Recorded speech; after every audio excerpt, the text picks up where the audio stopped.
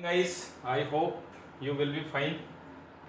हम आपके लिए अब इसका प्रेजेंट परफेक्ट कंटिन्यूअस का इंट्रोगेटिव सेंटेंस आपके लिए लेकर के आए हैं। तो जैसा हमने इससे पहले भी जो इंट्रोगेटिव सेंटेंस पढ़े थे, वो हर इंट्रोगेटिव सेंटेंस जो है दो कंडीशन उसमें अप्लाई होती है। पहली, यदि हमारा सेंटेंस क्या से शुरू हो, और दूसरा इंट्रोगेटिव वर्ड या प्रश्नवाचक शब्द वाक्यों के बीच में आए। तो हम फर्स्ट वाला देखेंगे पहले, इंट्रोगेटिव सेंटेंस की कौन सी कंडीशन अप्लाई, जब उसका सेंटेंस क्या से स्टार्ट हो। तो हम देखते हैं, लेट्स सी। वाक्यों का अनुवाद करते समय हमें सबसे पहले हैज़ या हैव, अब वो हैज़ और हैव जो है हमें उसके जो सब्जेक्ट है उसके अकॉर्डिंग लिखना है। फिर उसके पश्चात हमें सब्जेक्ट लिखना है, उसके बाद सब्जेक्ट के बाद बीन लिखना है। फिर उसके बाद हमें मुख्य क्रिया का पहला रूप लिखना है। मुख्य क्रिया का पहला रूप लिखने के बाद उसमें हमें आईएनजी जोड़ देना है। उसके बाद हमें फिर कर्म लिखना है, और कर्म जहाँ लिख दिया जाता है उसके बाद फिर देखेंगे हम कि अगर हमारा जो समय दिया गया है उस सेंटेंस के अंदर, वाक्य के अंदर, अगर वो निश्चित समय वाला है तो सिंस लिख करके समय लिख दिया जाएगा, और अगर अनिश्चित समय दिया गया है तो फॉर लिख करके टाइम या समय जो है लिख दिया जाता है। इन द एंड, अंत में जिसको बोलना चाहिए कि वही क्वेश्चन मार्क लगाया जाता है। रूल्स इस तरीके से हमारे लिए प्रिपेयर हो जाएगा। Has or have plus subject plus main verb, has या have plus subject plus been plus main verb first form plus ING plus object plus since or for and then question mark. इस तरह से नियम जो तैयार हुआ उसको अगर आप हिंदी में समझें, हैज़ या हैव, उसके बाद आपका कर्ता आ जाएगा, फिर आपको बीन लगाना है उसमें, फिर मुख्य क्रिया का पहला रूप लेना है, फिर उसमें हम आईएनजी ऐड कर देंगे, फिर उसके बाद कर्म लिख दिया जाएगा। समय निश्चित है तो सिंस, अनिश्चित है तो फॉर, और इस तरह से जहां हमारा क्वेश्चन कंप्लीट होता है या सेंटेंस ट्रांसलेट पूरी तरह से हुआ, वहां पर हमें क्वेश्चन मार्क लगाना है। फॉर एग्जाम्पल, फर्स्ट, क्या पिताजी 2 दिन से दवाई खा रहे हैं? His father been taking medicines for 2 days। Second option, second आपके लिए एग्जाम्पल से, क्या वह सुबह से मेले में खरीदारी कर रहा है? अब वह, चूंकि हमारा सिंगुलर नंबर सब्जेक्ट है इसलिए हमने है सबसे पहले लिया, उसके बाद हम सब्जेक्ट लेंगे सी, उसके बाद बीन आएगा। खरीदारी करने के लिए शॉपिंग हो गया, मेले में इन द फेयर, और सुबह से है, चूंकि अब हमारा सुबह दोपहर शाम वही एक प्रॉपर टाइम है, डेफिनेट टाइम है, इसलिए सिंस मॉर्निंग। तो गाइस हम देखेंगे हमारा सेकेंड एग्जाम्पल्स कंप्लीट हो। थर्ड एग्जाम्पल है आपके लिए, क्या वह शनिवार से मूवी या फिल्म देख रही है? Has she been watching this movie since Saturday. अब जो भी हमारे डेज नेम होते हैं वो भी हमारा एक फिक्स, जिसको बोलना चाहिए कि यह प्रॉपर टाइम होता है। फोर्थ एग्जाम्पल है, क्या हम 2 वर्षों से मिल रहे हैं? Have we been meeting for 2 years। Fifth example है अब आपके लिए, क्या वे 1950 से विदेशों में रह रहे हैं?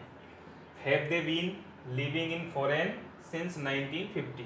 जो भी एक ईयर होता है वो एक फिक्स होता है, तो उसके लिए सिंस, और जो भी अनिश्चित टाइम है उसके लिए फॉर। इस तरीके से अगर हमारा जो सेंटेंस है वो अगर क्या से स्टार्ट होता है तो उसको हम इस तरीके से उसका हिंदी से इंग्लिश में जो है ट्रांसलेशन करना हमें आना चाहिए।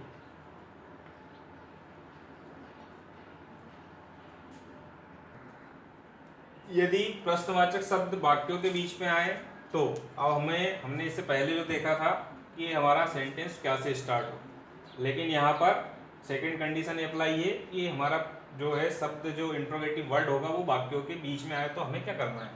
तो वाक्यों का अनुवाद या ट्रांसलेशन करते समय सबसे पहले प्रश्नवाचक जो शब्द होगा उसे हमें सबसे पहले लिखना है, और उसके बाद जो हमारा इसका फर्स्ट रूल्स था वही इसमें हमें ऐड कर देना है, और इस तरीके से इस सेंटेंस हमारा कंप्लीट होगा। तो सेकंड रूल्स अब आपके लिए ये बना, interrogative word plus has or have plus subject plus been plus main verb first form plus ING plus object plus since or for plus time and then question mark. For example, हम जनवरी से परीक्षा के लिए कठिन अध्ययन क्यों कर रहे हैं? हम हमारा इंट्रोगेटिव वर्ड क्यों आया है? तो why have we been studying hard for exams since January. हम जनवरी से परीक्षा के लिए कठिन अध्ययन क्यों कर रहे हैं या परिश्रम क्यों कर रहे हैं। तो इस तरह से ये इसका ट्रांसलेशन हुआ। सेकेंड एग्जाम्पल से देखते हैं, वह 2 महीनों से काम करने कब जा रहे हैं या कब जा रहा है। When has he been going to work for 2 months। Third example से हम 2 वर्षों से क्या कर रहे हैं। अब हमारा इंट्रोगेटिव वर्ड्स इसमें जो है क्या आया हुआ है उसे हमने सबसे पहले लिया व्हाट, उसके बाद हेल्पिंग वर्ब से हैव, उसके बाद सब्जेक्ट बी, फिर बीन लिया, मुख्य क्रिया का पहला रूप और उसमें आईएनजी ऐड किया तो डू का डूइंग हुआ, और उसके बाद फिर जो है 2 वर्षों से। अब ये प्रॉपर टाइम नहीं है तो इसलिए फॉर आया और 2 ईयर्स।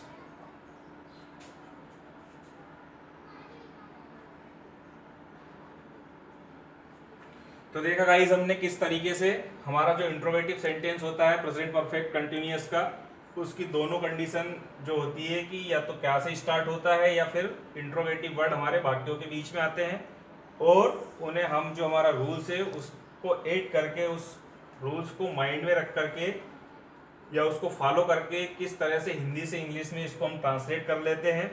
और अगर हम इस तरीके से इसको अपनी लाइफ में अप्लाई करते हैं तो Hindi to English and English to Hindi, ये एक तरीका है। और इस तरीके से आप अपनी जो पकड़ कह लो उसको आप अच्छी तरीके से उस पर इंग्लिश लैंग्वेज के ऊपर अपनी कमांड कर सकते हो। तो I hope you will enjoy this video and share, like and subscribe more and more and more.